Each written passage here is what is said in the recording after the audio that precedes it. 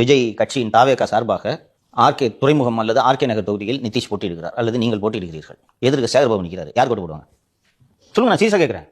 ஓட்டுன்றத தாண்டியே sir அந்த level playing ஃபீல்டுன்னு சொல்லுவாங்கல்ல, அதுலயே அவங்க தான் டாமினேட் பண்ணுவாங்க. சேகர் பாபு தான் டாமினேட் பண்ணுவாரு. சேகர் பாபு எல்லாம் ஜெயிக்க முடியுமா?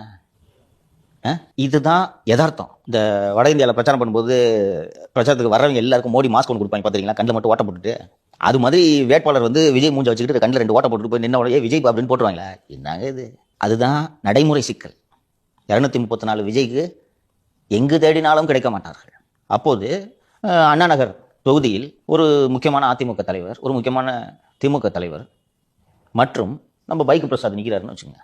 பைக் பிரசாத்துக்கு நான் ஏன் ஓட்டு போடணும்னு நினைப்பாங்களா, நினைக்க மாட்டாங்களா ஜனங்க? இல்லப்பா பைக் அவர் விஜயே சொல்லியிருக்காரு, பைக் பிரசாத் நம்ம விஜயா நினைச்சுக்கலாம், பார்த்தா இந்த மாதிரி கூட இல்லை. அவங்க குடும்பத்துல ஒருத்தரா நினைச்சுக்கணுமா? அது ஏதோ ஜஸ்ட் பேச்சுக்கணும்லாம் நினைக்காதீங்க. இப்படிதான் இருக்க போது நான் கொண்டு வர ஆட்சியும் சொல்றாரு. அதாவது என்னன்னா, எந்த கழுதை வேணாலும் நான் நிப்பாட்டுவேன், அது விஜய் கழுதை நினைச்சிட்டு ஓட்டு போடுங்கன்றது அவர் சொன்னதோட மீனிங். எலெக்ஷன்லாம் அப்படி கிடையாது. உங்களுக்கு கேண்டிடேட் அனௌன்ஸ் பண்ணும்போது லோக்கல் ஃபேக்டர்ஸ் பிளேக்கு வந்துடும். புரியுதுங்களா? இப்போ ஒரு வேலுமணி நிற்கிறாரு, தொண்டாமுத்தூர்னு நினைக்கிற ஒரு தொகுதி, வேலுமணி நிற்கிறாரு.